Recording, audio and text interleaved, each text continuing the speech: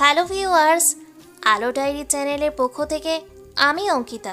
প্রতিদিন নতুন নতুন ভালোবাসার গল্প সবার আগে শুনতে চাইলে আমাদের আলো ডায়েরি চ্যানেলটি সাবস্ক্রাইব করে পাশে থাকা বেল আইকনটি বাজিয়ে দিন। কেমন? ধন্যবাদ। সালমা বেগম শরীর বিবশ হয়ে এলো। তিনি ঠিকভাবে দাঁড়িয়ে থাকতেই পারলেন না। ভারসাম্য হারিয়ে মেঝেতে পড়ে যেতে নিলে রাগিব তার এক হাত ধরে তাকে সামলিয়ে নেয়। অতপর তাকে সোফায় বসিয়ে রাগিব বলল, নিজেকে সামলান আন্টি, এখনও অনেক সত্য জানার বাকি আছে আপনার। সালমা বেগম শূন্য চাহনিতে রাগিবের দিকে চাইলেন। অবিশ্বাসে ভরপুর আঁখিজোড়া অশ্রুতে সিক্ত হয়ে এসেছে। স্বামী সম্পর্কে মস্ত বড় এ সত্য জানার পর তিনি বাকরুদ্ধ হয়ে পড়লেন। তার দুনিয়া থমকে এসেছে। তিক্তটে এই সত্য এখনও তিনি মেনে নিতেই পারছেন না। তার মন বলছে এসব মিথ্যে।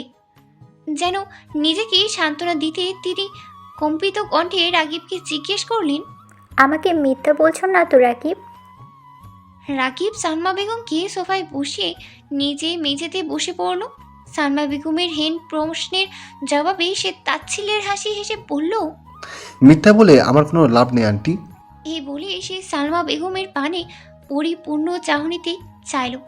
স্পষ্ট দেখতে পেল সালমা বেগমের ছলছল আঁখি জোড়া। বিশ্বাস ভঙ্গের হৃদয়ের টুকরো যেন অশ্রু হয়ে দু চোখ বেয়ে বইছে।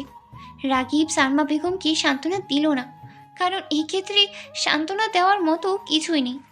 আজ হোক কাল হোক, এই জঘন্য সত্য সালমা বেগমকে মেনে নিতেই হবে। কিয়ৎক্ষণ বাদে নীরবে অশ্রু বিসর্জন দিতে দিতে সালমা বেগম জিজ্ঞেস করলেন, এইগুলো কবেকার ঘটনা রাকিব? রাকিব ছোট্ট করে নিঃশ্বাস ছেড়ে বলল, গত বছরের সেপ্টেম্বর মাসের ঘটনা এটি। সালমা বেগম প্রত্যুত্তর করলেন না। মনের উপর তীব্র জোর খাটিয়ে নিজেকে দৃঢ় করলেন। অতপর স্থির নির্বাক চাহনিতে রাকিবের দিকে চেয়ে রইলেন। রাকিব তার এই চোখের ভাষা স্পষ্ট বুঝতে পেল।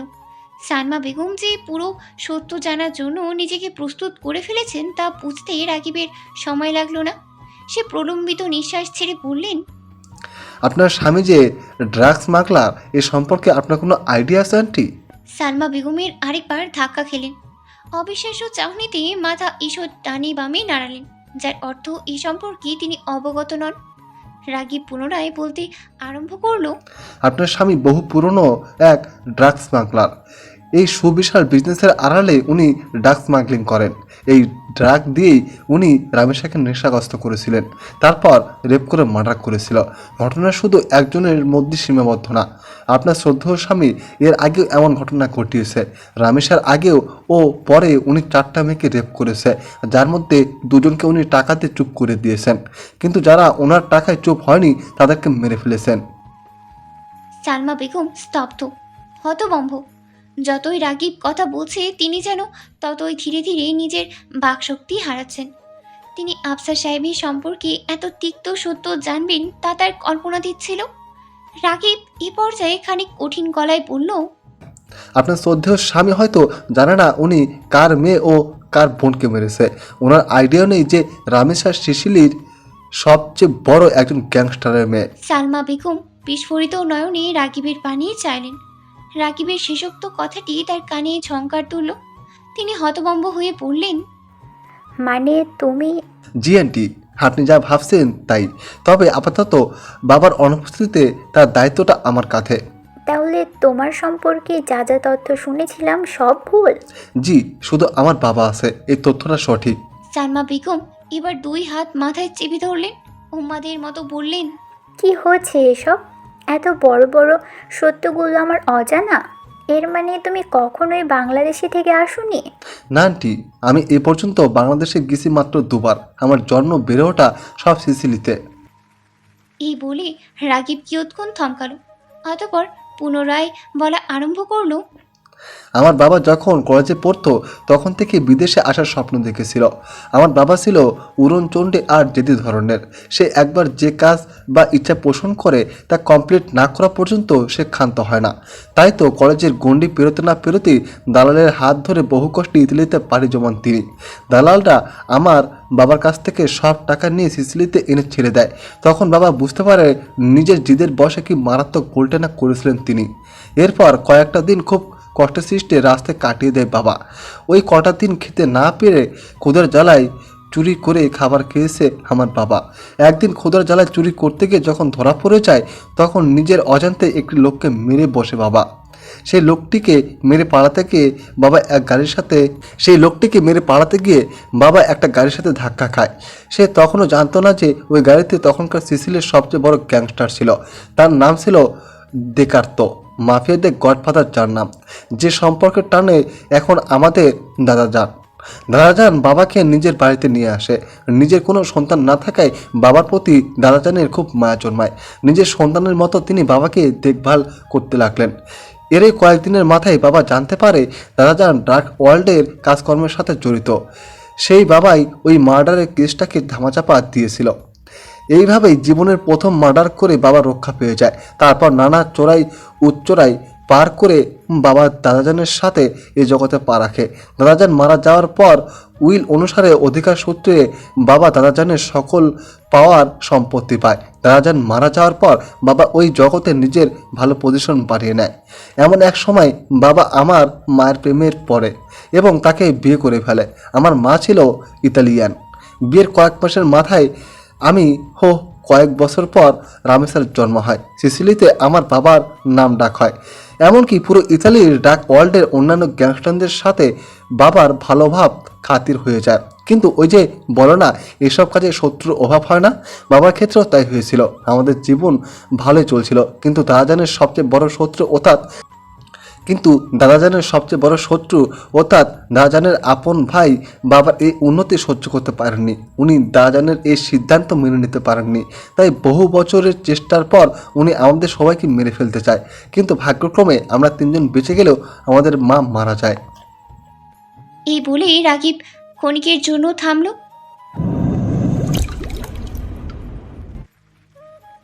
সালমা বেগম দ্বিধাগ্রস্ত চাহনি দিয়ে রাগিবের দিকে চেয়ে আছে। উনি ভীষণ দ্বিধান্বিত। রাগিবের সাথে ঠিক কেমন ব্যবহার করবেন তা তিনি বুঝে উঠতে পারছেন না। রাগিবকে ভয় পাবেন নাকি না এ নিয়ে তিনি বেশ দ্বিধান্বিত। কারণ রাগিব তাদের মতো প্রত্যাহিক জীবন যাপন করা স্বাভাবিক এক মানুষ নয়। সে এমন এক মানুষ যার কাছে খুন অপহরণ একটি নিত্য নৈতিক ব্যাপার। ফলে এই মুহূর্তে রাগিবের সামনে বসে থাকতেও তিনি ভয়ে আড়ষ্ট হয়ে আসছেন। রাগিব যেন সালমা বেগমের এই মুহূর্তের মনোব্যবস্থা আজ করতে পারল। ফলস্বরূপ সে মৃদু হেসে বলল, ভয় পেবেন না আন্টি, আমি তাদের সাথেই খারাপ যারা আমার সাথে খারাপ, আমার ক্ষতি করেছে যারা। সালমা বেগম নির্বাক রইলেন। রাগিবের এই কথার প্রত্যুত্তরে কি বলা উচিত তা তিনি ঠাউর করতে পারলেন না। এদিকে রাগিব বলল, বাকি ঘটনা শুনবেন না? রামিতার সাথে আসলে কি হয়েছিল? ও ভ্যানিসে পৌঁছলো কি করে? সালমা বেগম ম্রিয়ম্রাণ ভঙ্গিতে মাথা দোলালেন। রাগিব নিমিষের মাঝেই বলতে আরম্ভ করলো, রামিসা আমার ছোট হয়, ওর প্রতি ভালোবাসার কোনো কমতি ছিল না। বাবা ও আমি রামিসাকে খুব ভালোবাসতাম। সবসময় ওকে রানের হারে রাখার চেষ্টা করেছি, ওকে যথেষ্ট সময় দেওয়ার চেষ্টা করেছি যেন এসবের ভিড়ে ও কখনো নিজেকে একা না মনে করে। রামিসা যে ভার্সিটিতে পড়তো সেই ভার্সিটির একটা মেয়ের সাথে ওর খুব ভালো ফ্রেন্ডশিপ গড়ে ওঠে। মেয়েটার বাসা ভ্যানিসে ছিল, ফলে যে কোনো ছুটিতে ও ভ্যানিসে গেলে রামিসা ওর সাথে ছুটে চলে যেত। আমরা এনে রামিসাকে বাধা দিতাম না, ওকে ওর মতো বাঁচতে দিয়েছিলাম। কিন্তু এটাই যে পরে কাল হয়ে দাঁড়াবে তা আজও করতে পারেনি। রামিসা মেয়েটাকে নিজের পরিচয় বলেনি সে গ্যাংস্টার ফ্যামিলি থেকে বিলং করে, কারণ ওর ভয় ছিল ওই মেয়েটা এমনটা জানলে রামিসার সাথে আর ফ্রেন্ডশিপ রাখবে না। রামিসার ভয়ের কারণটা ঠিক ছিল। তো ভ্যানিসে গেলে মাঝে মাঝে রামিসা আর ওর ফ্রেন্ড ক্লাবে যেত রেগুলারলি। মাঝে মাঝে যাওয়া আসা করতো ওরা, তবে সর্বোচ্চ রাত 12টা পর্যন্ত ক্লাবে কাটাতো ওরা। এই বিষয়ে আমরা জানতাম। খুব বেশি রাত করতো না বলে রামিসাকে এই ব্যাপারে নিষেধ করিনি আমি। সেপ্টেম্বর মাসের আগেও রামিসা বেশ কবার ক্লাবে গিয়েছিল। এর মাঝে লাস্ট দুবার রামেশা যখন ক্লাবে যায় তখন আপনার স্বামীর নজর রামেশার উপরে পড়ে। প্রথম দুবার খুব ভালোভাবে রামেশাকে পর্যবেক্ষণ করে শেষবারে অ্যাটাক করে। ঘটনার দিনও রামেশা আর ওর ফ্রেন্ড ক্লাবে গিয়েছিল, সঠিক সময়ে ফেরার কথা ছিল, কিন্তু আপনার স্বামী তা হতে দেয়নি। রামেশা রোজ যে সব ড্রিঙ্কস অর্ডার করতো সেটাতে উনি সেদিন ড্রাগ মিশিয়ে দেয়, আর ওনার দেওয়া ড্রাগের পরিমাণ এক্সেস ছিল। এ কারণে রামেশা নিজের হুঁশে ছিল না। এটাই তো চাইছিল আপনার স্বামী। উনি রামেশার ওই অবস্থার সুযোগে রামেশের সাথে বেশ কটা ছবি ক্লিক করে, যেটা আপনার অলরেডি দেখা হয়ে গিয়েছে। এরপর ওই রুমের সবাইকে বের করে দেয় আপনার স্বামী রামেশাকে। সম্পূর্ণ বাক্য শেষ করতে পারল না রাগীব। তার হাতের মুঠো শক্ত হয়ে এসেছে। আঁখি জোড়ার ভীষ্মকর ক্রোধের ছাপ স্পষ্ট, যেন এ ক্রোধের অনলে সে আফসার সাহেবকে পুড়িয়ে ছাড়খাড় করে দিবে। শুধু সেই জানে যে নিজেকে কিভাবে নিয়ন্ত্রণ করেছে। এই বাড়িতে আসার পর যতবার সে আফসার সাহেবের সম্মুখীন হয়েছে ততবারে মনের জোরে তার হাত দুটোকে নিয়ন্ত্রণে রেখেছে। সে জানে এই হাত দুটোকে সে সময় মুহূর্তে নিয়ন্ত্রণহীন হতে দিলে তখনই ওই স্থানে বিরাট এক রক্তক্ষরণ তৈরি হয়ে যেত, যা সে কখনোই চাইতো না। এর পিছনে সবচেয়ে বড় কারণ ছিল সাবিহা। সে সাবিহাকে ভালোবাসত। সে চেয়েছিল সাবিহার ভরসা পাত্র হয়ে আফসার সাহেবের মুখোশ উন্মোচন করে তবেই আফসার সাহেবের উপযুক্ত ব্যবস্থা করতে। সে পথ ধরেই রাগীব এগিয়ে যাচ্ছিল। সালমা বেগম রাগীবের অসম্পূর্ণ কথাটি বিড়বিড় করে নিজের অজান্তেই সম্পূর্ণ করলেন। ভাবতে থাকলেন তার স্বামীর মুখোশের পিছনের ওই কালো রূপের কার্যকলাপ। খানিক ভাবতেই তার সমস্ত শরীর শিউরে ওঠে। অল্প বিস্তর কেঁপে ওঠেন তিনি।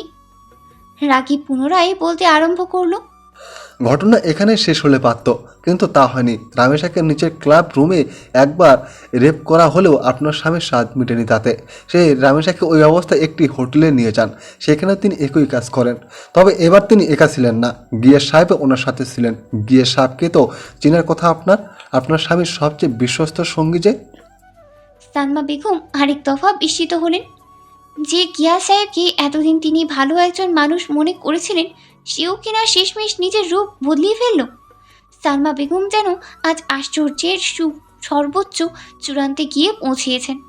রাগীব একটি দীর্ঘশ্বাস ফেলে পুনরায় বলল, সে রাতে দুজন কয়েকবার রামেশাকে রেপ করে ওকে ওভাবেই হোটেলে রেখে বেরিয়ে পড়ে। এ কারণে রামেশার ফ্রেন্ড ওকে রাতে খুঁজে পায়নি। সকালে রামেশাকে খুঁজেছে সে, কিন্তু পায়নি। এদিকে আমাদের কাউকে এই ব্যাপারে জানায়নি। হয়তোবা আগে ভাগে আমাদের জানালে রামেশা আজ বেঁচে থাকতো, কিন্তু ওর দায়িত্বে থাকা রামেশা গায়েব হয়েছিল দেখে ও ভয়ে আমাদের কিছু বলেনি। যতক্ষণে ও আমাদের জানিয়েছে ততক্ষণে অনেক দেরি হয়ে গিয়েছিল। পরের দিন বিকালে আপনার স্বামী ও গিয়াস সাহেব রামেশাকে টাকার অফার করে, কিন্তু বিধ্বস্ত শরীরটা নিয়েও রামেশা এতে রাজি হয়নি। সে এসব কিছু বেফাস করার কথা বলে। এরই ভয়ে ওনারা দুজন মিলে রামেশাকে মেরে ফেলে। ওর মৃত্যুটা ছিল সবচেয়ে ভয়ানক মৃত্যু। রামেশার বডিটা যখন পাই তখন ওর শরীরে এক ফোঁটা কাপড়ও ছিল না।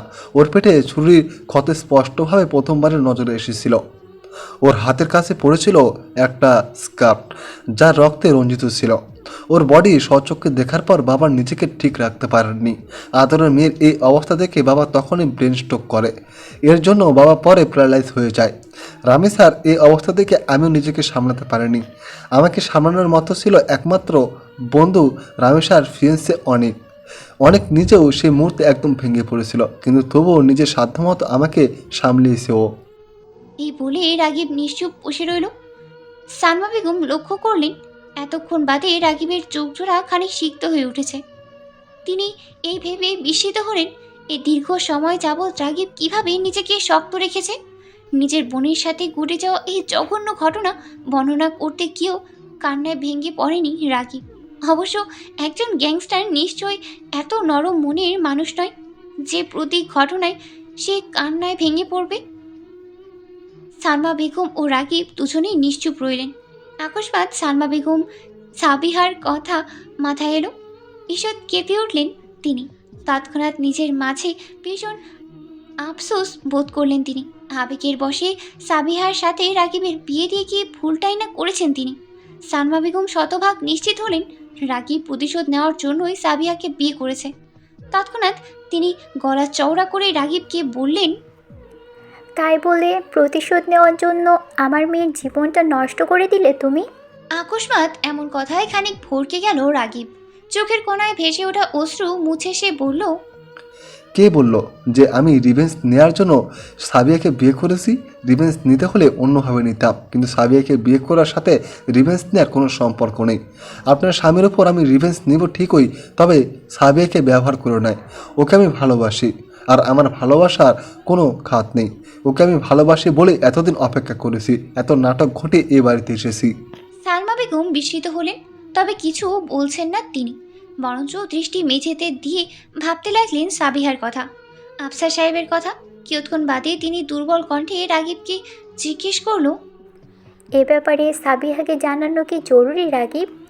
রাগীব পরিপূর্ণ চাহনিতেই সালমা বেগমের পানি চাইল, দৃঢ় গলায় বলল, অবশ্যই বলা জরুরি। আমি চাই না ও সারা জীবন আপনার স্বামীকে ভালো মানুষ, ভালো বাবা বলে জানুক। যে মানুষটা নিজের মেয়ের বয়সে একটা মেয়েকে রেপ করেছে, সে নিশ্চয়ই নিজের মেয়ের কাছে সম্মান পাওয়ার যোগ্য না। এখন এই সত্যটা সাবিয়াকে আপনি বলবেন নাকি আমি বলবো, সেটা আপনার উপর ডিপেন্ড করে। আমার মনে হয় না এই ব্যাপারে আমার মুখ থেকে ডিরেক্টলি সাবিয়াকে কিছু বলা ঠিক হবে। তবে হ্যাঁ, আমি ইনডিরেক্টলি ওকে ওর বাবার সম্পর্কে এসব কিছু বলবো। আপনি আমাকে আটকাতে পারবেন না আন্টি। তবে চাইলে আপনি নিজ মুখে সবটা বলতে পারেন ওকে। এসব কিছু আপনার বিবেকের উপর নির্ভর করে। সব সত্য জানার পরও এই মানুষটাকে আপনি সারা জীবন নিজের মেয়ের চোখে ভালো দেখবেন না ওকে সত্য জানাবেন, তা আপনার উপর নির্ভর করে। এই বলে রাগীব চট করে উঠে দাঁড়ালো, দম ফেলে কঠিন স্বরে বলল, আপনার স্বামী ড্রাগস স্মাগলিং করতো, মার্ডার করতো, এতে আমার কোনো প্রবলেম ছিল না, কিন্তু রেপ, সেটা আবার আমার আদরের বোনকে, এটা কোনোভাবে ক্ষমার যোগ্য নয়। এখন আপনি আমার কাছে হাজার রিকোয়েস্ট করলেও আমি আপনার স্বামীকে ছাড়বো না। আপনার স্বামী ড্রাগস স্মাগলিং করতো, মার্ডার করতো, এতে আমার কোনো প্রবলেম ছিল না, কিন্তু রেপ, সেটা আবার আমার আদরের বোনকে, এটা কোনোভাবে ক্ষমার যোগ্য নয়। এখন আপনি আমার কাছে হাজার রিকোয়েস্ট করলেও আমি আপনার স্বামীকে ছাড়বো না। ওনার শেষ নিঃশ্বাসটুকু আমার সামনে ফেলতে হবে, এটা মনে রাখবেন আন্টি। এই বলে রাগীব চলে যেতে নিল, কিন্তু সালমা বেগম পিছন হতে তাকে ডেকে তার পথ আটকালেন। সালমা বেগম এই মুহূর্তে ভিতর হতে ভেঙে চুরমার হয়ে গিয়েছেন। উঠে দাঁড়িয়ে থাকার মতো শক্তিটুকু তিনি জুড়াতেই পারছেন না।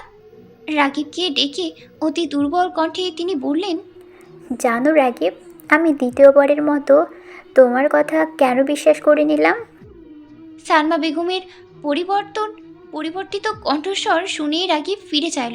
প্রশ্নতোর চাহনিতেই সালমা বেগমের পানি চাইল। সালমা বেগমের দৃষ্টি তখন মেঝেতে নিবদ্ধ।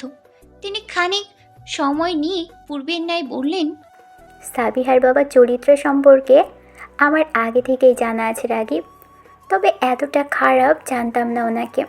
সাবিহার বয়স তখন মাত্র 5 মাস। দেশে থাকতে ওর বাবাকে আমারই এক পরিচিত মেয়ের সাথে পরকীয়ার সম্পর্কে জড়িয়ে যেতে দেখি, কিন্তু তখন বিষয়টা জানাজানি হয়, গ্রাম্য সালিশে সব ঠিক হয়ে গিয়েছিল। তবে এরপরও উনি আরেকবার এমন পরকীয়ায় জড়িয়েছিলেন, কিন্তু তখন সাবিহার জন্য নিজেকে ওই পথ থেকে ফিরিয়ে আনেন তিনি। এরপর ভেনিসে এসে ওনার সম্পর্কে আর কিছুই শুনিনি বা দেখিনি আমি। কারণটাও ধরতে পারলাম আজ। কারণ সাবিহার বাবা আমাকে কিছু জানার সুযোগ দেননি, আমাকে পুরোপুরি আঁধারে রেখেছেন উনি। এই বলে সালমা বেগম তীব্র যন্ত্রণায় এক দীর্ঘশ্বাস ফেললেন। আফসার সাহেবের চরিত্র সম্পর্কে আরও নতুন তথ্য জানতে পেরে অবাক হলো না রাগীব। সে সহজেই মেনে নিল ব্যাপারটা, বলল না একটি কথাও। খানিক বাদেই সালমা বেগম একই ভঙ্গিতে থেকে শান্ত সুরে বললেন, সাবিহার কাছে যাও রাগীব, আমি একটু একা থাকি, কোনো প্রয়োজন হলেও নক করো না, আর যাওয়ার সময় দরজা ভিড়িয়ে দিয়ে যেও। রাগীব টু শব্দটুও করল না, কারণ সে কিছুটা হলেও সালমা বেগমের পরিস্থিতি অনুভব করতে পেরেছে। এই কারণে সে নিশ্চুপে রুম হতে বেরিয়ে গেল। যাওয়ার সময় নিঃশব্দে দরজা ভিড়িয়ে গেল। রাগীব নিজের রুমে এসে দরজা আটকিয়ে দিল। বিছানার দিকে তাকিয়ে দূর হতেই ঘুমন্ত সাবিহাকে দেখে স্মিত হাসল সে। অতপর রুমের লাইট নিভিয়ে সে নিঃশব্দে সাবিহার পাশে শুয়ে পড়ল। ঘুমন্ত সাবিয়াকে নিখুঁতভাবে পর্যবেক্ষণ করতে করতে সে বালিশে কোনোয় গেড়ে থুতনিতে হাত ঠেকিয়ে সাবিয়ার পানি চাইল। তার ঘুমন্ত স্নিগ্ধময়ের পানে অপলক চাহনিতে চেয়ে রইল সে, যে চাহনিতে মিশে রইল অপরিসীম ভালোবাসা, অকল্পিত ভালোবাসা, যে ভালোবাসার সম্পর্কে সাবিহার কোনো ধারণাই নেই, যে ভালোবাসার সম্পর্কে সাবিহা কল্পনাও করতে পারেনি কখনো। সেই ভালোবাসায় রাগিব আগলে রেখেছে তাকে। এক পর্যায়ে রাগিব অপর হাত দিয়ে আলতো করে সাবিহার চুলের মাঝে হাত বুলালো, অতঃপর তার স্নিগ্ধময়ের কপালে আলতো করে গভীর চুমু এঁকে বলল, তুমি জানো না সাবিয়া, আমি তোমাকে ঠিক কতটা ভালোবাসি। আমার ভালোবাসার গভীরতা সম্পর্কে তোমার ধারণাও নেই সাবিয়া। আমি কখনো তোমাকে হারাতে চাই না, যে কোনো মূল্যে সারা জীবন নিজের কাছে রেখে দিতে চাই, আমার বুকের মাঝে আগলে রেখে দিতে চাই। তোমার দিকে কেউ অন্য নজরে তাকিয়ে থাকুক, সেটা আমার সহ্য হয় না।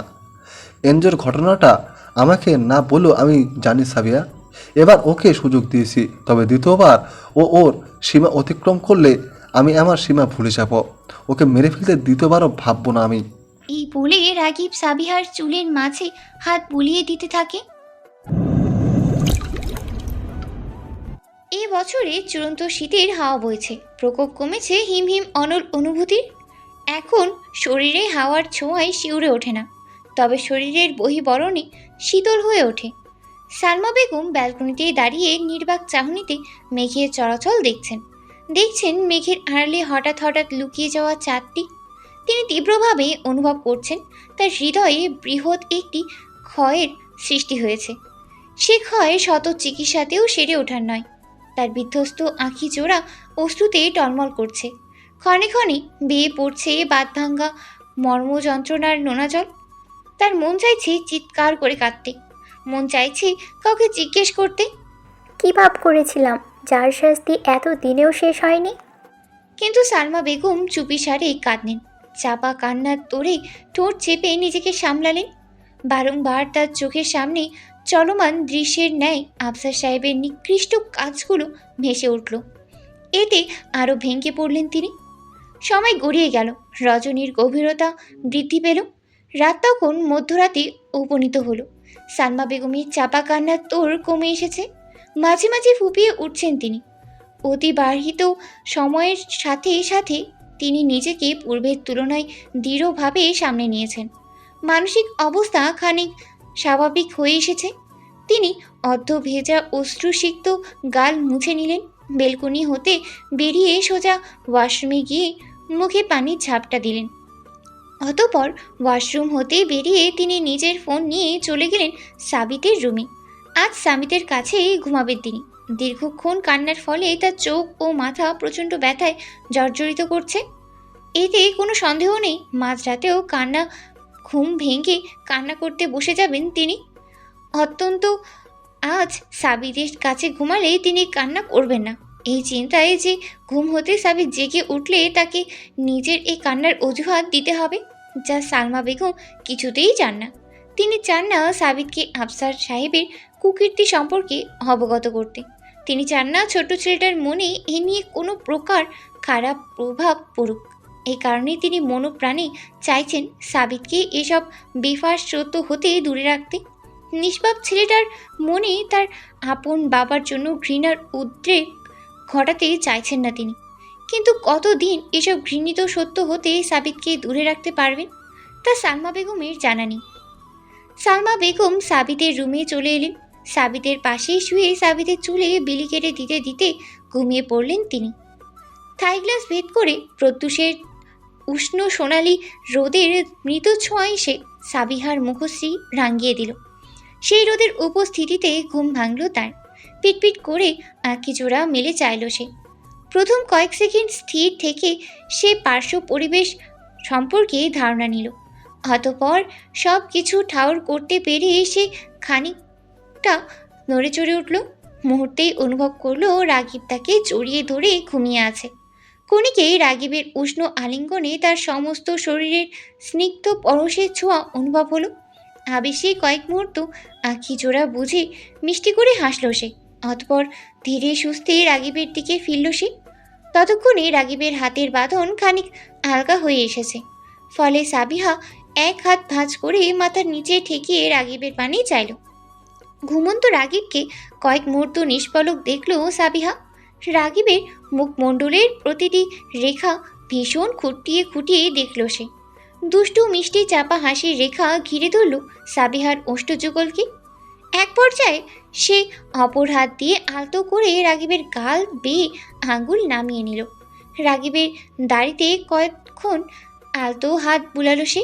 ঘুমন্ত রাগিবকে এভাবে ঘাঁটতে ভীষণ আনন্দ পেল সাবিহা, কিন্তু তার এই কাণ্ডে রাগিব যে কখন ঘুম হতে জেগে গিয়েছে তা টের পেল না সে। দাড়িতে সাবিহার হাতের স্পর্শে রাগিব বদ্ধ আঁখিজোড়া সহিত বলল, যে কাজটা ঘুমের মাঝে করো সে কাজটা আমি জেগে থাকতে করা যায় না?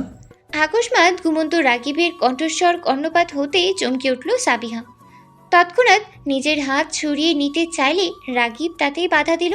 সে সাবিহার হাতের কবজি ধরে নিজের গালের উপর রেখে আঁখি যুগল মেলে চাইল। ঠোঁটে আবেশি চাপা হাসি বজায় রেখে নিদ্রাচ্ছন্ন কণ্ঠে ধীর স্বরে বলল, এখন হাত সরিয়ে নিচ্ছ কেন? ভালোই লাগছিল সকাল সকাল তোমার হাতের নরম হাতের ছোঁয়া। আচ্ছা শোনো, এখন থেকে রোজ সকালে আমাকে এভাবে জেগে ওঠাবে, আন্ডারস্ট্যান্ড? সাবিহা খানিক লজ্জা মিশ্রিত হাসি হাসল। ঈষৎ ভেঙচি কেটে বলল, আমার তো খেয়ে দিয়ে কাজ নেই যে রোজ সকালে তোমাকে ঘুম থেকে ওঠাবো। অ্যালার্ম আছে কিসের জন্য? রাগিব মুখ দিয়ে বিরক্তিসূচক শব্দ উচ্চারণ করে বলল, এই মোলায়েম মোলায়েম হাত থাকতে ওই কক্রোশ এলামের শব্দ উঠবে কেন? ওয়াইফ হিসেবে তোমার একটা দায়িত্ব কর্তব্য আছে কি নেই? এত কঠিন কাজ সকাল সকাল করতে পারবো না আমি। দরকার হলে একটা রাবারের হাত বানিয়ে নিয়ে আসো। এই বলে সাবিহা উঠে নিতে চাইল, কিন্তু রাগিব তাকে বাধা দিয়ে বরঞ্চ নিজের বুকের মাঝে আগলে ধরল। রাবারের হাতে কাজ হবে না, আমার স্নিগ্ধম এই হাতটাই লাগবে। বলল। সাবিহা দ্বিতীয় কিছু বলল না। রাগিবের মুখে স্নিগ্ধময়ী নামটি শুনে তার অন্তঃস্থল মুগ্ধতায় ছেয়ে উঠল। সমস্ত শরীর বেয়ে উষ্ণ প্রেমের ছোঁয়া বেয়ে গেল। এভাবে নিবিঘ্ন কেটে গেল তাদের ভালোবাসায় মোড়ানো মুহূর্তটি। দুজনে নীরবে হৃদয়ের অন্তঃস্থল দিয়ে সে মুহূর্তটি ভীষণ উপভোগ করল। সাবিহাকে ভার্সিটি হতে নিতে এসেছে রাগিব। ভার্সিটির মূল ফটকের সম্মুখে গাড়ির উপর হেলান দিয়ে দাঁড়িয়ে আছে সে। অপেক্ষা সাবিহার। আধ ঘন্টা পেরিয়ে যাওয়ার পর সেই সাবিহা ও সোফিয়াকে দেখতে পেল। দুজনে গল্প করতে করতেই আসছে। আকস্মাৎ সাবিহার পিছনে অ্যাঞ্জোকে দেখতে পেল রাগিব। মুহূর্তেই সতর্ক চেতনায় সোজা হয়ে দাঁড়িয়ে পড়ল সে। তীক্ষ্ণ দৃষ্টি স্থাপন করল সাবিহা ও অ্যাঞ্জোর পানে। এদিকে পিছন হতে হাঁটতে হাঁটতে পিছন হতে কারোর উপস্থিতি টের পেয়ে থমকে দাঁড়ালো। চট করে পিছনে চাইল সে। অ্যাঞ্জোকে দেখে মুহূর্তেই তার চেহারার রূপরেখা বদলে গেল। হাসি হাসি মুখশ্রী মুহূর্তেই ক্রোধান্বিত হয়ে এলো। সে কঠিন স্বরে অ্যাঞ্জোকে বলল, তোমাকে সেই দিন নিষেধ করা সত্ত্বেও তুমি আজও আমার পিছনে এসেছো। অ্যাঞ্জো একটা পৈশাসিক হাসি দিয়ে বলল, কি করব বলো সাহিবা, তুমি মানুষটাই এতটা লোভনীয় যে বারবার তোমার পিছনে ছুটে চলে আসি। ওই যে মধুর পিছনে যেভাবে মৌমাছি লাগে ঠিক সেভাবেই তোমার পিছনে লেগে আছি আমি। এতে অবশ্য আমার কোনো আফসোস নেই, কারণ তুমি এতটাই হট যে চাইলেই নিজেকে কন্ট্রোল করা যায় না। অ্যাঞ্জোর শেষাক্ত কথাটি শুনে সাবিহা ক্রোধের অনলে জ্বলে উঠল যেন। মুহূর্তেই সে অ্যাঞ্জোকে থাপ্পড় মারতে উদ্যত হলো, কিন্তু গোটা ভার্সিটির সামনে অযথা তামাশা করতে মোটেও ইচ্ছুক নয় সে। ফলে বহু কষ্টেই নিজেকে নিয়ন্ত্রণে রাখলেও সে। এই পর্যায়ে সে রাগিবের সম্পর্কে অ্যাঞ্জোকে কিছু বলতে যাবে, কিন্তু এর পূর্বেই অ্যাঞ্জো সাবিহার ডান হাত জোর জবরদস্তি করে ধরে বলল, সবার সামনে এভাবে কথা বলতে ভালো লাগছে না, চলো একটা রেস্টুরেন্টে গিয়ে কথা বলি। মুহূর্তেই সাবিহা নিজের হাত ছাড়িয়ে নিয়ে অ্যাঞ্জোকে থাপ্পড় মারতে উদ্যত হলো, কিন্তু চোখের পলকে অ্যাঞ্জো তাকে বাধা দিয়ে তার হাতটি পুনরায় ধরে বলল, এ হাতে থাপ্পড় মানায় না সাহিবা, তুমি যেমন আগুন, তাতে তোমার এ থাপ্পড়ে তো আমি জ্বলে পুড়ে ছাড়খাড় হয়ে যাব। সাবিহা নিজের হাত ছাড়ানোর চেষ্টা করলো, কিন্তু অ্যাঞ্জোর সাথে পেরে উঠল না সে। উপরন্তু হাত ছাড়াতে না পেরে সে দাঁতে দাঁত চেপে পড়ল, আমি চাই তুমি জ্বলে পুড়ে একেবারে ছাই হয়ে যাও, এরপর যদি আমার পিছু ছাড়ো তো। আমার থেকে পিছু ছাড়ানো এত সহজ নয় সাহিবা, বরং যতই তুমি আমার থেকে দূরে যাওয়ার চেষ্টা করবে ততই আমি তোমাকে নিজের কাছে টেনে নিব। ইটস ইম্পসিবল এনজো, কারণ আমি অলরেডি ম্যারিড। আমার হাজব্যান্ড আমার জন্য বাইরে অপেক্ষা করছে। সাবিহার এই কথায় অ্যাঞ্জোর চাহনি মুহূর্তেই বদলে গেল। সে চট করে সাবিহার হাত ছেড়ে দাঁড়ালো। কিয়ৎক্ষণ সাবিহার দিকে চেয়ে থেকে পুনরায় নিজের পূর্বের রূপে অবতীর্ণ হয়ে বলল, তো হাজব্যান্ড থাকলে বুঝি সময় কাটানো যায় না? অবশ্যই কাটানো যায় সাহিবা, আর তুমি আমার সাথে সময়ও কাটাবে। Just wait and watch. Sabiha কোনো জবাব দিল না, বরং অ্যাঞ্জোর দিকে ক্রোধান্বিত দৃষ্টি নিক্ষেপ করে সে অপর দিকে পা বাড়ালো। তার সাথে হাঁটা শুরু করলো সোফিয়াও। সোফিয়া তাকে জিজ্ঞেস করলো, তুমি কি রাকিবকে এনজোর ব্যাপারে বলবে সাবিহা? হ্যাঁ, কারণ আমার সহ্যের সীমা অতিক্রম হয়ে যাচ্ছে। এই বলে ভার্সিটির মূল ফটকের দিকে দৃষ্টি পড়তেই সে রাগিবকে দেখতে পেল। রাগিব তাকে দেখে মৃদু হাসিতেই সেও রাগিবকে মৃদু হাসি উপহার দিল। অতঃপর সে রাগিবের নিকটে পৌঁছাতেই রাগিবকে জিজ্ঞেস করলো। কখন এসেছো? রাগিব তৎক্ষণাৎ জবাব দিল না। পূর্বোক্ত স্থানে দাঁড়িয়ে থাকা অ্যাঞ্জোর পানে তীক্ষ্ণ দৃষ্টি নিক্ষেপ করে বলল, বেশিক্ষণ না। ও আচ্ছা, চলো যাওয়া যাক। সোফিয়াকেও ওর বাড়িতে ড্রপ করে দিব আমরা, ওকে? রাগিব এখনও কঠিন দৃষ্টিতে অ্যাঞ্জোর দিকে চেয়ে আছে। সে তীক্ষ্ণভাবে পর্যবেক্ষণ করছে অ্যাঞ্জোকে। এদিকে রাগিবের পাশেই সাবিহাকে দেখে অ্যাঞ্জোর বুঝতে বাকি রইল না এটিই সাবিহার হাজব্যান্ড। সে রাগিবের এই দৃষ্টিতে খানিক শিউরে উঠল। অতপর শুকনো একটি ঢোক গিলে কাল বিলম্ব বাদে পিছনে ফিরে হাঁটা শুরু করলো সে। রাগিবের নিকট হতে কোনো জবাব না পেয়ে সাবিহা পুনরায় একই প্রশ্ন জিজ্ঞেস করলো।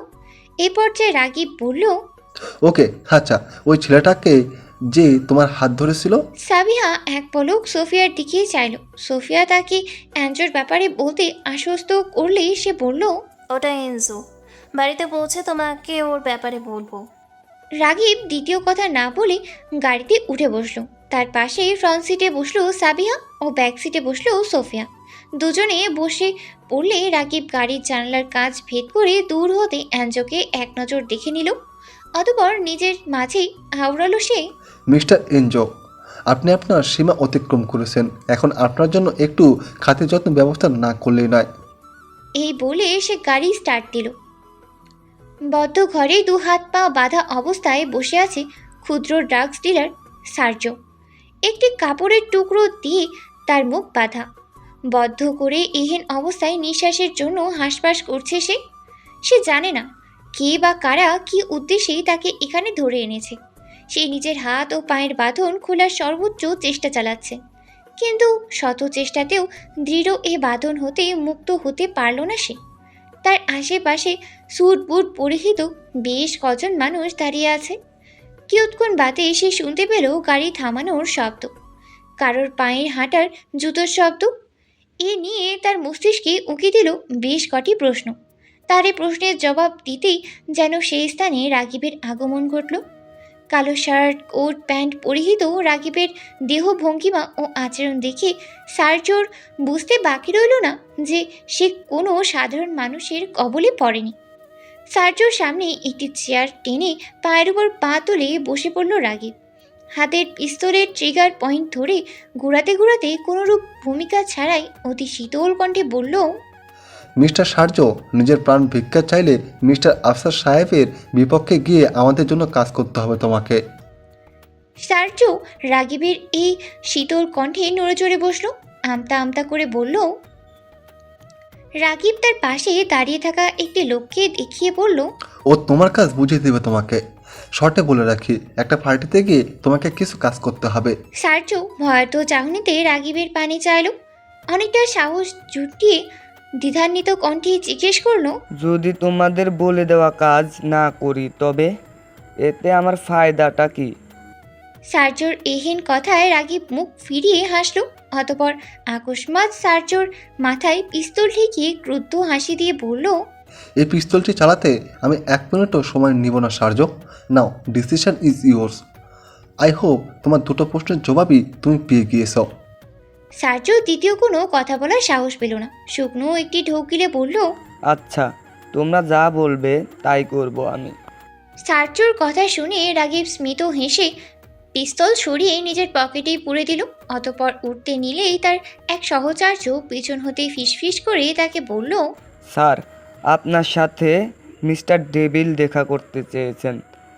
আজ রাতে যদি আপনার সময় হয় তবে। রাগিবের চাহনি খানিক চিন্তিত দেখালো। ঠোঁট কামড়ে কয়েক মুহূর্তও কিছু ভাবল সে। অতপর বলল, ওকে, আজ রাতে দেখা করব ওনার সাথে। আই থিঙ্ক আমি ওনার দেখা করার কারণটা জানি। যাই হোক, তুমি মিস্টার ডেভিডকে জানিয়ে দিও যে আমি ওনার সাথে দেখা করে কিছু ব্যাপারে ডিসকাস করতে চাই। রাগিবের সম্মতি পেয়ে তার সহচার্য চলে গেল, আর রাগিব খানিকক্ষণ সেখানেই বসে রইল। এই শোনো না, প্রতিদিন ভালোবাসার নতুন নতুন গল্প পেতে ও শুনতে চাইলে আমাদের আলোর ডায়েরি চ্যানেলটি সাবস্ক্রাইব করে পাশে থাকা বেল আইকনটি বাজিয়ে দিও, কেমন? ঘুমন্ত ভ্যানির শহর ঠিক পুরোপুরি ঘুমন্ত নয়। নিস্তব্ধ পুরী বলে পরিচিত গ্যাংস্টারদের বিশেষ সাক্ষাৎকারের স্থান এখনও জাগ্রত, যেন সেখানে এখনও রজনীর ছোঁয়া লাগেনি, বাড়েনি রজনীর খানিক গভীরতাও। ভ্যানি শহরকে গোড়া হতে নিয়ন্ত্রণকারী মিস্টার ডেভিড দলবল নিয়ে নিজেদের পরিচিত আড্ডা মহলে বসে আছেন। তার সামনেই বসে আছে রাগিব। মুখে মুখে দুই গ্যাংস্টার নিশ্চুপ বসে আছে। মিস্টার ডেভিডের কাটা ঠোঁটের কোণায় স্থান পেয়েছে আতিথেয়তাপূর্ণ হাসি। রাগিবের সাথে দ্বিতীয়বারের সাক্ষাৎকারে তিনি ভীষণ খুশি হয়েছেন। খুশি হয়েছে স্বয়ং রাগিবও। মুখোমুখি দুই সোফার মধ্যখানে কাচের তৈরি গোল টেবিল হতে দুটো ড্রিঙ্কসের গ্লাস তুলে নিল দুজনে। মিস্টার ডেভিড ড্রিঙ্কসের এক চুমুক দিয়ে ভদ্রতাসূচক হাসি দিয়ে বললেন, দ্বিতীয়বার তোমার সাথে দেখা করে খুব ভালো লাগলো মিস্টার রাগিব শাহরিয়ার। রাগিব মৃদু হেসে বলল, তোমার সাথে দেখা করে খুব ভালো লাগলো মিস্টার ডেভিড। হাই গেস, আমি জানি তুমি আমাকে কেন ডেকেছ। রাগিবের শেষোক্ত কথাটি শুনে মিস্টার ডেভিড সশব্দেই হেসে উঠলেন। কাটাছেঁড়া পূর্ণ মুখশ্রীতে এসে হাসি ভয়ঙ্কর দেখালো। এই হাসি দেখে সাধারণ মানুষও নিশ্চিত হবে উনি ভ্যানিসের বিখ্যাত গ্যাংস্টার মিস্টার ডেভিড লুসেন্ট, যার ভয়ে সব সময় তটস্থ থাকে এখানকার স্থানীয় পুলিশ সদস্যগণ, যার নাম ভ্যানিসের ছিচকে চোরগুলো মুখে মুখেও প্রচলিত। মিস্টার ডেভিড ড্রিঙ্কসের গ্লাস সহ সম্মুখের দিকে এগিয়ে এলেন।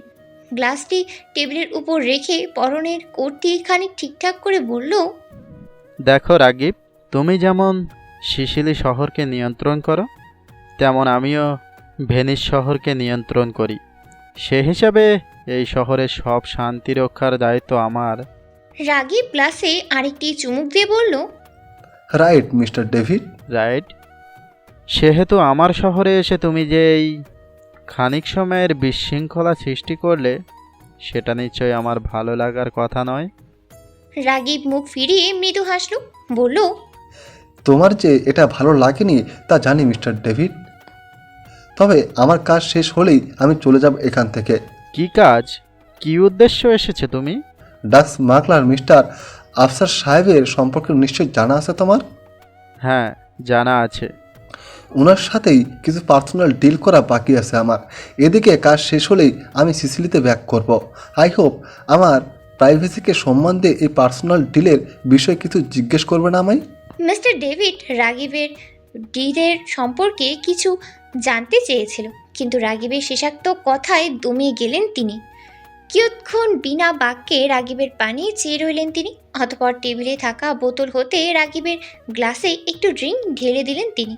নিজের গ্লাসেও ড্রিঙ্ক ঢেলে রাগিবের সাথে চিয়ার্স করে সে ড্রিঙ্কস করলেন। শেষ রাতে চুপিসারে বাড়ি ফিরল রাগিব। বাড়ির 3 সদস্য তখন ঘুমে বিভোর। নিজেদের রুমে পা টিপে টিপে প্রবেশ করল রাগিব। নিঃশব্দে পরনের পোশাক বদলে সাবিহার পাশে এসে শুয়ে পড়ল সে।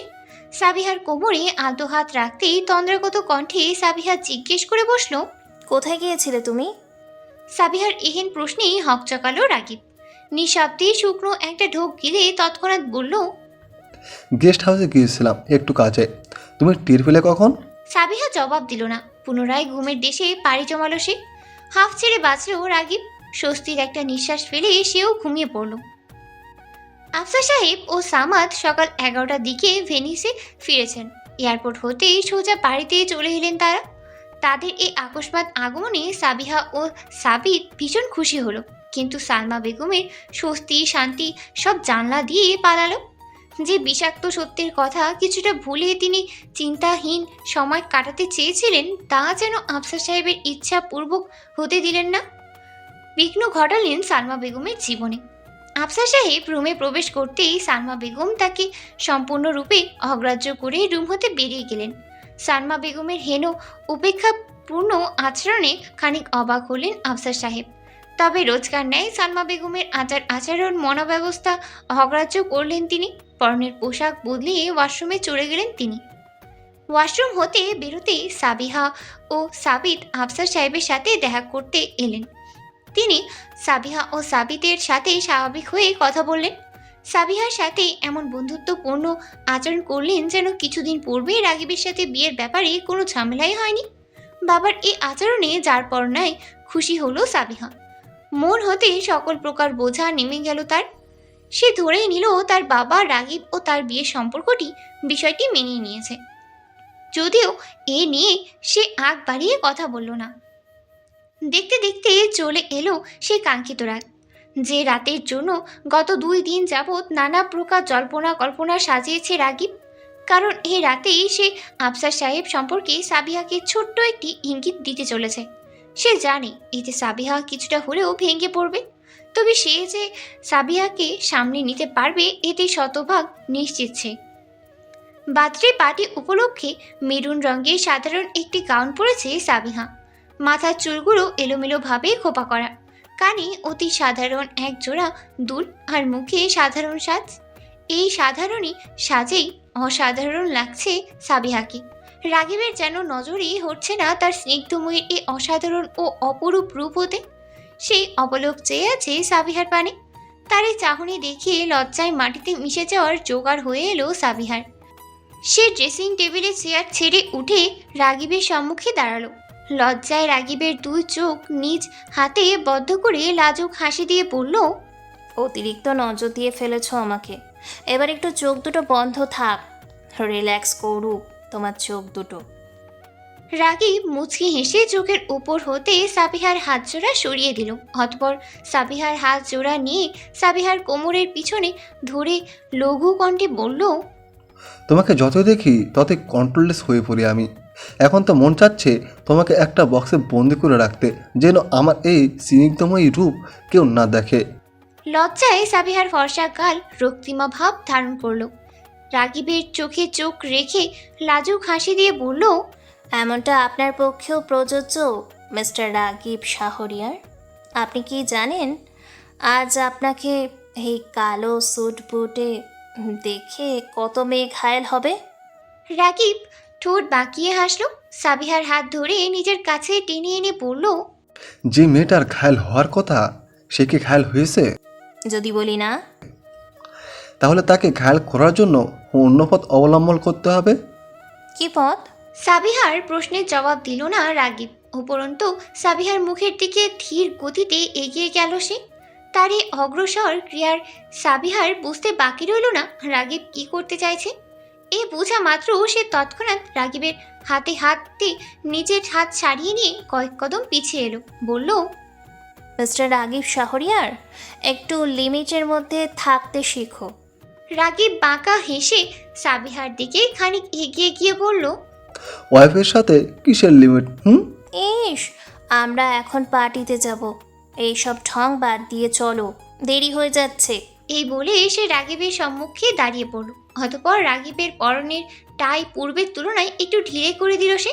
অতঃপর দুজনে পার্টির উদ্দেশ্যে বেরিয়ে পড়ল। বিশাল হলরুমের ন্যায় বাংলোতে বার্থডে পার্টির আয়োজন করা হয়েছে।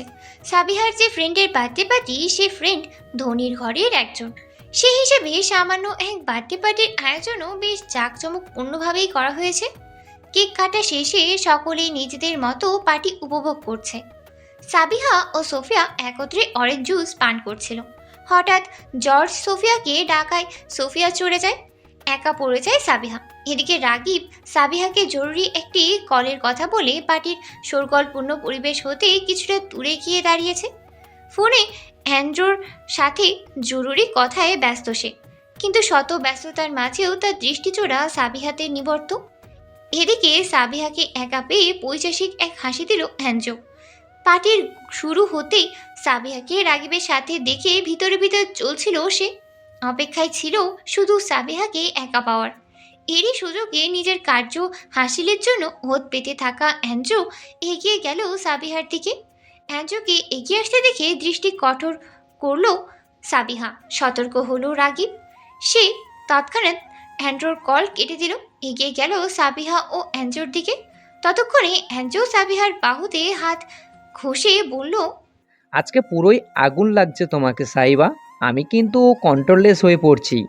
অ্যাঞ্জোর এই বাজে কথার ধরনে সাবিহা প্রচণ্ড ক্রোধিত হলো। এক ঝটকায় অ্যাঞ্জোর হাত সরিয়ে দিতেই অ্যাঞ্জো পুনরায় তার বাহুতে হাত দিতে চায়, কিন্তু এ পর্যায়ে আকস্মাৎ সেই স্থানে রাগিবের আগমন ঘটল। সে বিনা বাক্যে খট করে অ্যাঞ্জোর হাত চেপে ধরল। স্বাভাবিকের তুলনায় বেশ জোরেই অ্যাঞ্জোর হাত চেপে দিয়ে স্মিত হাসে হিনহিনিয়ে স্বরে বলল, মিস্টার এনজো, তুমি হয়তো তোমার লিমিট ভুলে যাচ্ছ। সাবিয়ার গায়ে এই ব্যাড টাচের ফলাফল কিন্তু মোটেও ভালো হবে না মিস্টার এনজো।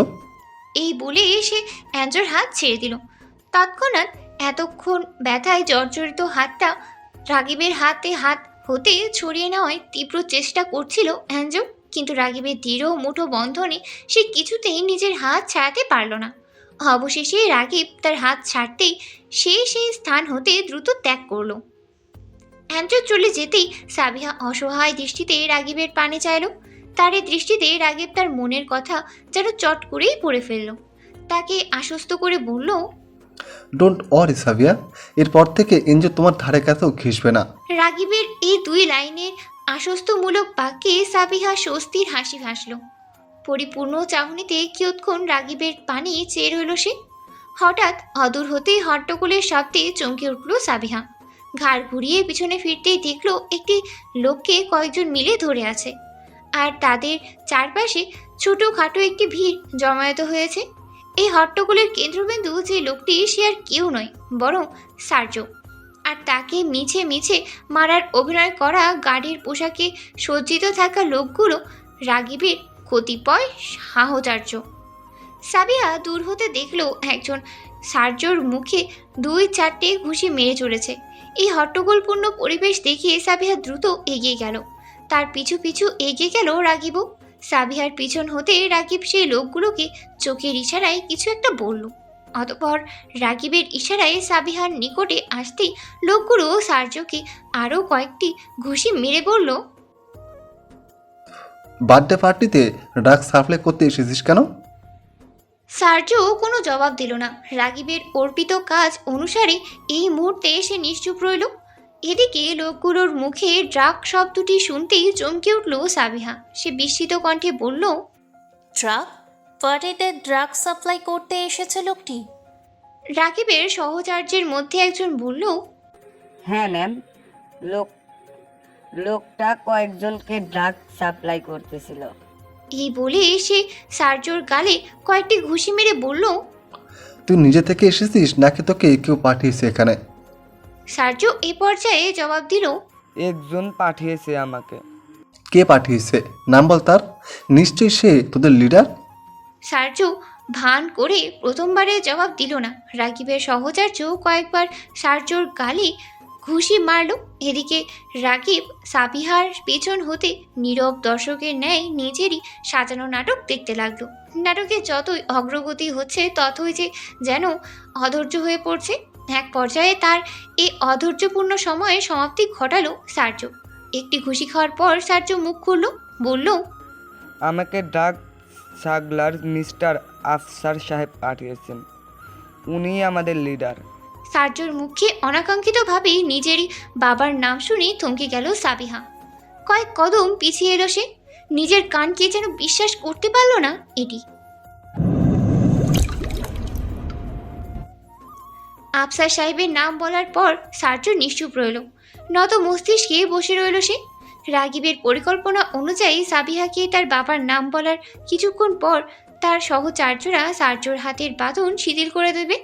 সেই সুযোগেই সার্জো পালিয়ে যাবে, যেন সাবিহা দ্বিতীয় কোনো প্রশ্ন করার সুযোগ না পায়। পরিকল্পনা অনুযায়ী রাগিব তার সহচার্যদের ইশারা করলো, আর সহচার্যরা তাদের ওপর অর্পিত কাজ করলো। সার্জও সুযোগ বুঝে পালাতে চেষ্টা করলো, কিন্তু এর পূর্বেই ঘটে গেল অপরিকল্পনীয় একটি ঘটনা। পার্টিতে আগত লোকমুখের চাপা গুঞ্জন, সাবিহার অবিশ্বাস সব মিলিয়ে সাবিহা দিশেহারা হয়ে পড়ল, ক্রোধান্বিত হলো। নিজের বাবার নামে এই অপবাদ সে সহ্য করতে না পেরে হাতের গ্লাসটি মেঝেতে ছুঁড়ে সে সার্জোর দিকেই এগিয়ে গেল। সার্জো পালিয়ে যাওয়ার পূর্বেই সে হাঁটু দিয়ে আধ বসা সার্জোর মুখ বরাবর এক লাথি মারল। ফলে ভারসাম্য হারিয়ে সার্জো মাটিতে পড়ে যেতে নিল, কিন্তু এর পূর্বেই সাবিহা এগিয়ে সার্জোর পরনের শার্টের কলার চেপে ধরল। এবার সার্জোর গালে এক থাপ্পড় বসিয়ে ক্রোধিত স্বরে বলল, হাউ ডেয়ার ইউ রাসেল, আমার বাবার নামে এমন মিথ্যে কথা বলার সাহস পেলে কোথা থেকে? সাবিহার আকস্মাৎ আক্রমণে সার্জো, রাগিব ও তার সহচার্যরা থতমত খেয়ে গেল, কারণ তাদের পরিকল্পনায় এমন কিছুই ছিল না। ফলে সার্জো সাবিহার এই হামলায় যেন আকাশ হতে পড়ল। তৎক্ষণাৎ সাবিহার প্রশ্নের জবাব দিতে না দিয়ে সে সাবিহাকে ছাপিয়ে খানিক ক্রোধান্বিত মিশ্রিত চাহনিতে রাগিবের দিকে চাইল।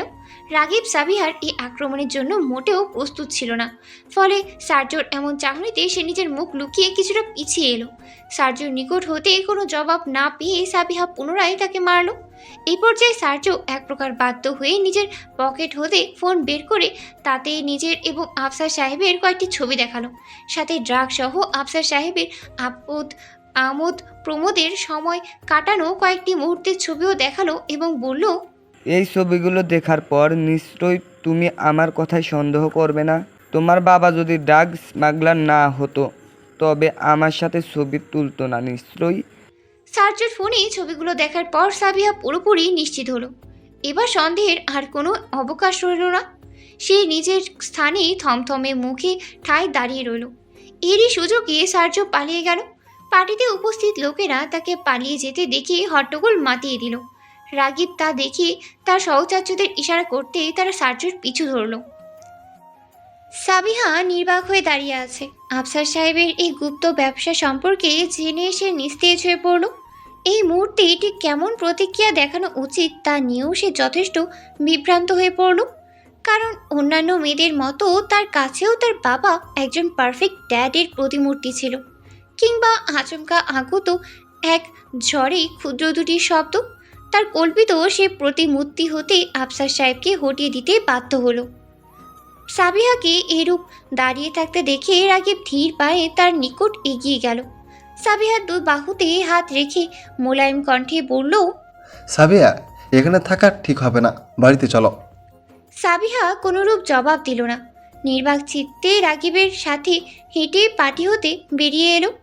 রাগিব পার্কিং লট হতে গাড়ি বের করে সাবিহাকে গাড়িতে বসিয়ে দিল, তবে নিচে বসার পূর্বে একজনকে মেসেজ দিয়ে বলল অ্যাঞ্জোকে যেভাবেই হোক তাদের নির্ধারিত স্থানে খুব শীঘ্রই যেন নিয়ে আসে। এই মেসেজ দিয়ে সে গাড়ির ড্রাইভিং সিটে বসে পড়ল। কাল বিলম্ব বাদে নিশ্চুপ রয়ে গাড়ি স্টার্ট দিল। সাবিত নিজের রুমে বসে পড়াশোনা করছে। সামাদ ও আফসার সাহেব অফিসে গিয়েছেন। দীর্ঘ যাত্রার ক্লান্তি কাটিয়ে দুপুরের খাওয়া দাওয়া শেষে তারা অফিসের উদ্দেশ্যে বেরিয়ে পড়েন। এই মুহূর্তে সালমা বেগম রিডিং রুমে বসে আছেন। তার মস্তিষ্কে আনাগোনা করছে অভাবনীয় এক কার্য পরিকল্পনা, যার পরিমাণ হবে ভয়াবহ, এবং এ সম্পর্কে সালমা বেগম ভালোভাবে অবগত রয়েছেন। সালমা বেগম রিডিং রুমের অভ্যন্তরে আফসার সাহেবের ছোট্ট রুমে গেলেন। ট্যুর হতে ফেরার পর আফসার সাহেব এখনও এই রুমে প্রবেশই করেননি। যদি উনি এরূপ কিছু করতেন তবে নিশ্চিত জেনে যেতেন এই বাড়ির সদস্যরা তার আড়ালে লুকিয়ে রাখা সত্য সম্পর্কে অবগত হয়েছে। তবে এমন কিছু না হয় উত্তম একটি সুযোগ পেলেন সালমা বেগম। তিনি গতকাল রাতে এই রুমে অবস্থিত টেবিলের ড্রয়ারে বেশ কিছু ড্রাগসের প্যাকেট দেখেছিলেন। অতঃপর সময় নিয়ে নিজের মাঝে যথেষ্ট সাহস সঞ্চারিত করে তিনি সে অকল্পনীয় পরিকল্পনা সাজিয়েছেন। তার পরিকল্পনা অনুযায়ী আফসার সাহেবের নাকে দম করে দেওয়ার জন্য হলেও তিনি এই অতি মূল্যবান ড্রাগসগুলো মেঝেতে ছড়িয়ে ছিটিয়ে নষ্ট করে দিবেন। তিনি জানেন এতে করে তিরিক্ষি মেজাজের মানুষটি তার জীবনে অতিষ্ঠ করে দেবেন, কিন্তু এতেও তার কোনো কোথাও যেন কোথাও এক আত্মিক শান্তি লুকিয়ে থাকবে। সালমা বেগম রুমে পৌঁছে প্রলম্বিত নিঃশ্বাস ছাড়লেন। অতঃপর ড্রয়ার হতে ড্রাগসের প্যাকেটগুলো বের করে তা ছিঁড়ে ফেলেন এবং পুরো রুমের মেঝেতে ছিড়িয়ে দিলেন। এ কার্য সাধনের পর তিনি এতে যে পৈশাচিক আনন্দ খুঁজে পেলেন তা ভেবে উঠতেই তিনি কিঞ্চিৎ বিস্মিত হলেন। নিজের এই পরিবর্তনটা ঢের উপলব্ধি করতে পারলেন তিনি। সালমা বেগম জানেন তার মাঝে এই পরিবর্তন অযথাই হয়নি, যদিও এই পরিবর্তনের জাত সামান্য সময়ের প্রয়োজন হয়েছে। জীবনের সবচেয়ে বড় আকারটা পেয়ে তিনি নিজের অজান্তেই পরিবর্তন হয়েছেন। হয়তো এই পরিবর্তনে কোথাও না কোথাও প্রতিশোধের ছিটে ফোটা ছিল। মানুষ ততক্ষণই নরম থাকে যতক্ষণ তার চারপাশের পরিস্থিতি ও মানুষ স্বাভাবিক থাকে, কিন্তু চারপাশের পরিবেশ ও মানুষগুলো যখন অসহনীয় পর্যায়ে চলে যায় তখন নিজের মাঝে পরিবর্তন আনতে হয়। না চাইতেও কঠোর হতে হয়, পাথরের ন্যায় দৃঢ় হতে হয়। সালমা বেগমের ক্ষেত্রেও ঠিক এমনই হয়েছে। তিনি নিজের এই পরিবর্তনে কোনো আফসোস বোধ করছেন না। তিনি এও জানেন সাবিহাকে তার বাবা সম্পর্কে সবটা বলার পর তিনি সাবিহাকে সামলাতে পারবেন। দৃঢ়চিত্তের সাবিহাকে তিনি প্রস্তরের ন্যায় অতি দৃঢ় এবং দৃঢ় মানসিকতায় রূপান্তরিত করতে পারবেন। সালমা বেগম মেঝেতে একবার নজর বুলিয়ে নিলেন। আফসার সাহেবের সাথে ড্রাগস আজ ধুলোয় মিশে যাচ্ছে। তিনি দেখতে পাচ্ছেন অদূর ভবিষ্যতে আফসার সাহেব হারবেন, মুখ থুবড়ে হেরে যাবেন। রাগিব ও সাবিহা বাড়ির প্রধান ফটকের সামনে গাড়ি নিয়ে বসে আছে। সাবিহা তখন হতেই ঝিম মেরে বসে আছে, তার মুখ হতে নিঃসৃত হচ্ছে না টু শব্দটুকুও। রাগিব পণিকের জন্যই সাবিহার পানে চেয়ে রইল। অতঃপর স্টিয়ারিংয়ের দিকে চেয়ে বলল, সাবিয়া, তুমি রুমে যাও, আমার কিছু জরুরি কাজ আছে, শেষ করে দেখা করছি তোমার সাথে। সাবিহা কথা বলল না। নির্বাক ভঙ্গিতে সিট বেল্ট খুলে গাড়ি হতে বেরিয়ে পড়ল সে। ধীর পায়ে এগিয়ে গেল বাড়ির ভিতরে। সাবিহা চলে যেতেই রাগিব গাড়ি সাইড করে দিয়ে সেই স্থান ত্যাগ করল। সাবিহা বাড়িতে প্রবেশ মাত্র দীর্ঘশ্বাস ছাড়ল। কিয়ৎক্ষণ প্রথম সিঁড়িতে দাঁড়িয়ে রইল সে। অতঃপর নিজের রুমে যাওয়ার বদলে সে সালমা বেগমের রুমে যাওয়ার সিদ্ধান্ত নিল। সালমা বেগমের রুমে কোনো প্রকার করাঘাত ব্যতীত ঢুকে পড়ল সে। আকস্মাৎ মেয়ের আগমনে খানিক চমকিত হলেন সালমা বেগম। হাতের চায়ের কাপটা হতে 2 ফোঁটা চা তার পরনের জামায় লেগে গেল, কিন্তু সেদিকে ভ্রুক্ষেপ করলেন না তিনি। পার্টি হতে আগত সাবিহার শুষ্ক মুখখানা দেখে সালমা বেগম অনুমান করলেন রাগিব নিশ্চয়ই সাবিহাকে তার বাবা সম্পর্কে কিছু বলেছে। এই বিষয়ে তিনি পুরোপুরি নিশ্চিত হলেন যখন সাবিহা তার নিকটে এসে 2 পা ভাঁজ করে বসে বলল, আম্মু, তুমি কি জানো বাবা একজন ড্রাগ স্মাগলার? সালমা বেগম অনবগত হওয়ার ভান ধরলেন না, শান্ত কণ্ঠে বললেন, হ্যাঁ, জানি। সাবিয়া এবার কিয়ৎ বিস্মিত হলো, চমকিত কণ্ঠে বলল, তুমি আগে থেকেই জানতে আম্মু, আমাকে বলনি কেন? 2 দিন হলো তোর বাবার সম্পর্কে সব কিছু জানতে পেরেছি। তোর বাবার চরিত্র, কাজ সম্পর্কে সব সত্য জানতে পেরেছি। তোর বাবার চরিত্র যে কতটা নীচ তা ওই মৃত মেয়েগুলোর কাছ থেকে যদি শোনা যেত তবে বিশ্বাস করতি তুই। মায়ের এহেন কথায় সাবিহা বিবশ হয়ে পড়ল। হতবিম্বল কণ্ঠে বলল, এসব কি বলছো আম্মু? মৃত মেয়ে মানে? আমাকে ভালোভাবে বলো আম্মু, তোমার কথা বুঝতে পারছি না। সালমা বেগম মেয়ের মায়া ভরা মুখখানা দেখে দীর্ঘশ্বাস ছাড়লেন। মেয়ের হাত নিজের হাতের মুঠোয় নিয়ে নত মস্তিষ্কে কিয়ৎক্ষণ বসে রইলেন তিনি। অতঃপর দুরু দুরু বুক নিয়ে অবসন্ন গলায় বললেন, তোর বাবা একজন রেপিস্ট, পুতুল। মায়ের মুখ নিঃসৃত গভীর ও ঘৃণিত শব্দটি শোনার জন্য মোটেও প্রস্তুত ছিল না সাবিহা। তার সমস্ত শরীর অবশ হয়ে এলো। চিন্তা শক্তি কিয়ৎক্ষণের জন্য লোপ পেল। মস্তিষ্কে আনাগোনা করতে রাখলো এই একটি শব্দ, যা তীরের ন্যায় তার মস্তিষ্ক ও হৃদয়ে বিদ্ধৃত হয়েছে। সালমা বেগম মেয়ের এই হতবিম্বল দুর্বল অবস্থা নিমিষের মাঝেই পর্যবেক্ষণ করলেন। কাল বিলম্ব বাদে তিনি পুনরায় বললেন, তোর বাবা রাকিবের আপন ছোট বোন রামিসাকে ড্রাগস দিয়ে রেপ করেছে। এই ঘটনা তুই রেপের মধ্যেই সীমাবদ্ধ ছিল না।